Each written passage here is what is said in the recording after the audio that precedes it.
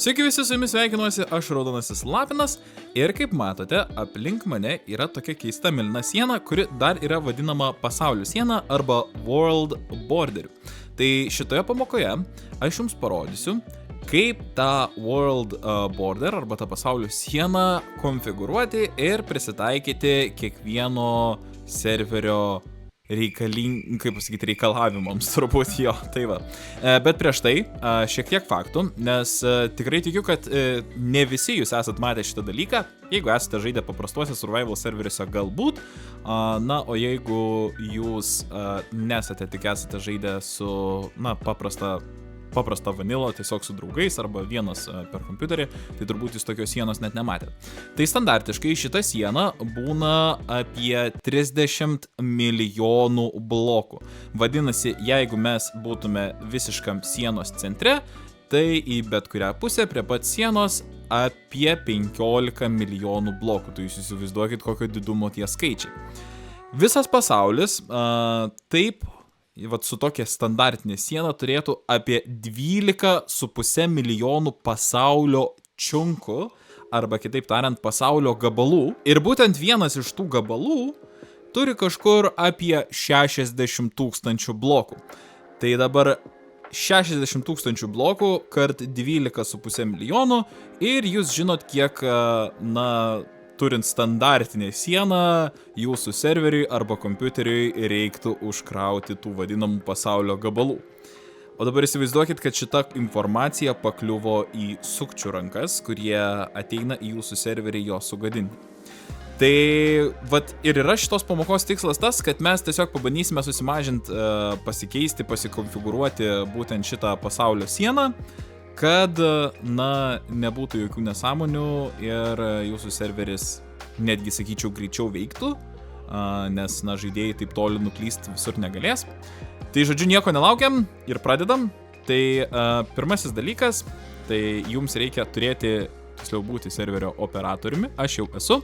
Ir kai mes jau esame serverio operatoriai, rašome World Border. Ir kaip matote, čia atsiranda naujos komandos visos. Tai add, center, damage, get, set ir warning. Pagrindinė turbūt komanda tai yra set. Ir vat su šita set komanda mes pasirenkam, kokio dydžio bus mūsų tas world borderis. Tai padarykime, kad būtų kokie 250 blokų.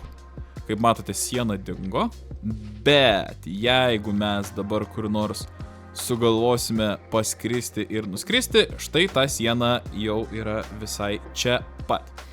Tai vat. O, geras iglu. Tai, žodžiu, nuo, kaip sakant, centro, kur mes esame padarę visą tą pasaulio centrą, į kiekvieną pusę po 250, tai kiek po 125, jo.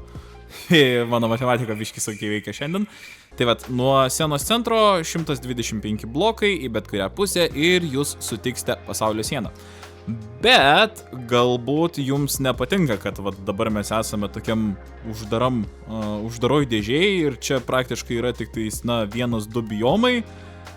Mes, pavyzdžiui, vat, norim, kad va štai čia būtų, va šitas medis būtų mūsų sienos centras. Tiksliau, ne sienos centras, o, na, visos erdvės centras. Tai stovim ant bloko, spaudžiam F3 mygtuką ir, kaip matote, atsiranda mūsų koordinatės. Tai rašom vėl World Border. Rašome center ir pasirenkame koordinates. Tai mano koordinatės yra -22, dedam tarpą ir Z koordinatės bus 41,02. Spaudžiam enter ir dabar centras yra būtent va šitas vat medis. Tai jeigu mes vėl pakilsime ir paskrisime, kaip matote, pasistūmė. Čia galime jau gerokai toliau nukeliauti, tačiau į tą pusę turėjo nemenkai mūsų sienos pasitraukti į vidų. Va, kaip matote, mūsų siena atsidarė. Va, kaip matote, mūsų siena atsirado čia, o buvo ten gerokai toliau. Kitos komandos, kurios yra, na, mažiau, sakykime, aktualios, tai, sakykime, yra add komanda, tai tiesiog prie jūsų jau esamos sienos galime pridėti, na, sakykime, nežinau, dar kokius ten 200 blokų ir tada ta siena dar pasitraukia, rašo, kad va, 450 blokų yra skersmuo, tai šita komanda gal netiek baisiai mums reikalinga, kita komanda būtų damage, tai čia pasirenkam kiek, na, žaidėjas, kuris, sakykime, su kokiais ender perlais iššoks iš tos sienos, kiek jis gaus žalos, turbūt, jo, tai kiek jis gaus žalos, tai, vat, sakykime, 10, atsiprašau, 10, jo, pasirodo, 10 per bloką jau buvo padaryta, tai galim padaryti kokių 50. Tai va, tai jeigu dabar netyčia aš sugalvosiu už tos sienos iššokti su kokiu ender perlu, tai aš gausiu 50 žalos per vieną bloką kiekvieną sekundę.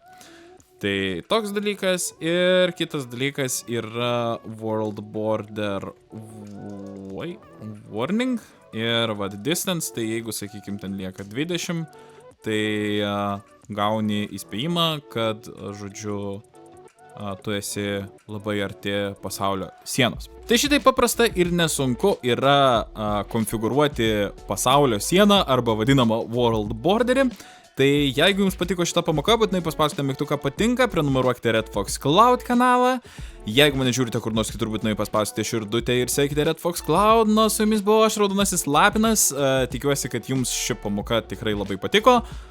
Jo, dar, vat, toks dalykėlis, kad šventės labai arti, tai, vat, nežinau, kada jūs matote šitą video, jeigu prieš šventės, tai su artėjančiom, jeigu per šventės, tai su šventėm, o jeigu po švenčių, tai su praėjusiam šventėm, labai jūs visus myliu, bučiuoju ir apkabinu, ir sakau iki kitų pamokų ir kitų susitikimų. Ate!